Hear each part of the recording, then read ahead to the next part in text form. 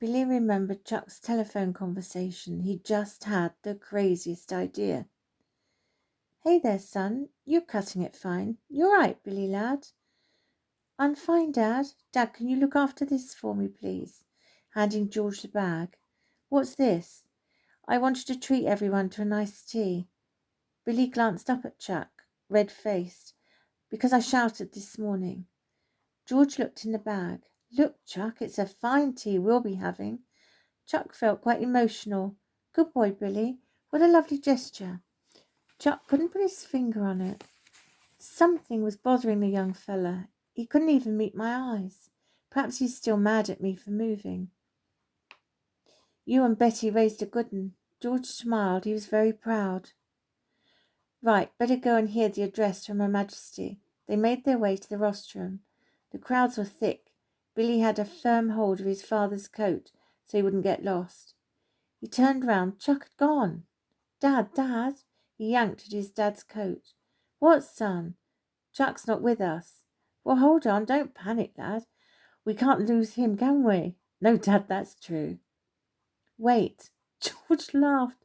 Well, as I live and breathe, would you look at that? What, Dad, what? Look, son, pointing at the rostrum.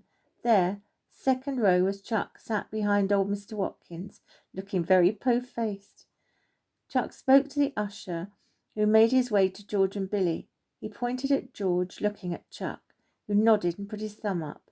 George glimpsed a quick smirk from his playful friend. The usher asked George and Billy to accompany him, showing them to their seats next to Chuck. Mr. Watkins turned round, smiling. I wanted you all as my guests of honour. George was thrilled. Chuck and Billy, not so much. George sat between them both. He looked at Chuck, then Billy. He quietly whispered so as not to offend Mr. Watkins. You both look like you're going to the gallows, not seeing the Queen. Psst, Chuck. I know what'll cheer you up. Look over there. Look. Old Fancy Pants, 2 counties away, doesn't like us up here. George was correct. This did make Chuck feel happier, especially given the scowl they were getting. George affectionately slapped his son's back. Cheer up. A suited man came over. Silence, Her Majesty arriving. Poor George. He went as red as a beetroot. Billy had to bite his hand from laughing. The more serious the situation, the more it made him want to giggle. The Queen arrived, walking in from the left of the rostrum. She wore a green gingham skirt, matching hat, black patent shoes, and a matching handbag. She sat next to Mr. Watkins. The national anthem stopped and everyone was seated once again. Billy couldn't concentrate. He had more pressing things on his mind. George nudged his son on his leg. Billy got the message and listened to the rest of the address. And so it is, with great pleasure, I present this clock to you, Mr. Watkins, who served my father, King George, for many years of dutiful service. Billy grabbed his dad's wrist to look at his watch. George pulled his arm back. What's got into Billy today? Come on, hurry up. Billy's legs were shaking. He just wanted to go. The press took their pictures. The flash made Billy have spots in his eyes. Time was of the essence. He started to leave, only to be pulled back by George. The national anthem, son, respect. Billy looked at his father. He looked so proud, clutching his cap to his chest. Billy felt tremendous love for his father. He knew this day would be such a proud moment for his father, a day he would never forget, a proud memory, and for that reason one of his too. Which is why he felt so terribly guilty, but he had to do this, and now. They sat as Her Majesty left the rostrum, followed by security, the press, and local television station. George turned to Billy. What? He looked aghast. George and Chuck equally looking bewildered. Where's Billy? He was just here. Where's he gone? Something's wrong. He's not himself.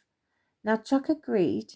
He sensed it too. However, he didn't want to stress George further. Listen, he's a canny lad. We'll find him. He's sensible. He won't go with strangers. We'll find him. Chuck, he's 10 years old. I know. Chuck put his arm around his friend's shoulder. Billy could not wait any more. He had to go. He knew it was wrong during the national anthem. However, he took his chance and snuck under the seat. How no one saw me, I don't know. He jumped from the back of the rostrum and ran towards the traders' vehicles. At the back, he stopped for a moment.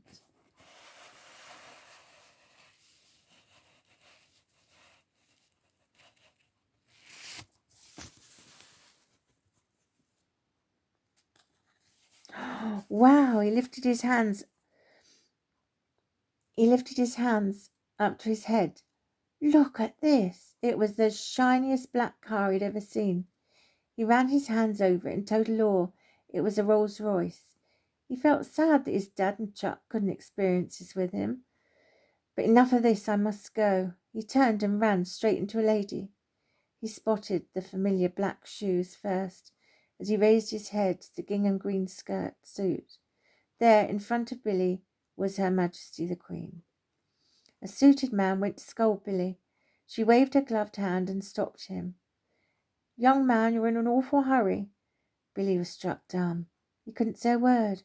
She smiled warmly at him. The suited man brushed past Billy, nearly knocking him off his feet. Next thing, a microphone was shoved in front of him, asking him his name, what did the Queen say to him, and how did he feel. As he ran towards the horse box, he stopped, resting on the side of the vehicle. He heard a whinny. Good, he wasn't too late. He had to process everything in his head.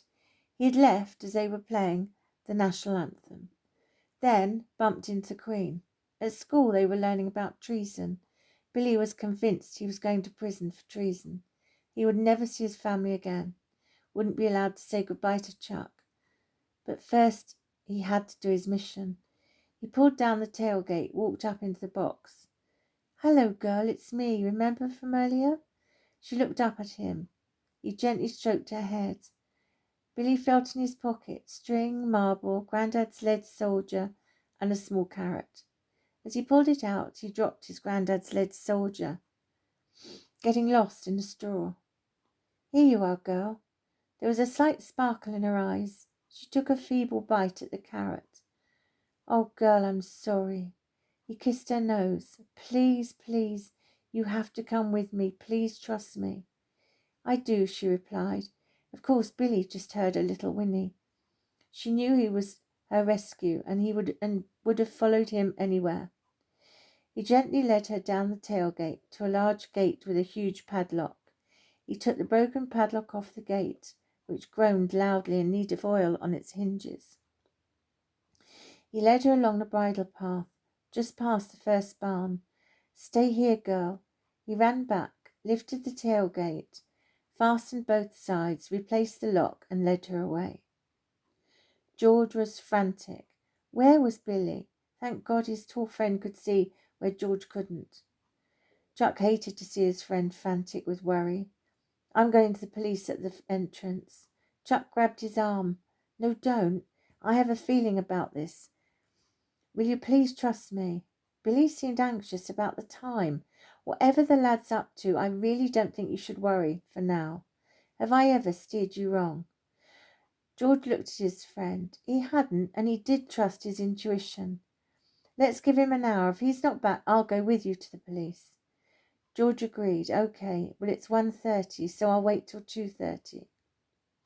It took Billy a lot longer, as she was very lethargic. Finally, that welcoming sight of Chuck's place. He came onto Chuck's land from the back, used the gate that was hidden by dense undergrowth. It was difficult for the donkey, as difficult terrain for a weakened donkey. As they walked over the brow of the hill, Billy saw Stretchy, Basil, and Tyler fast approaching.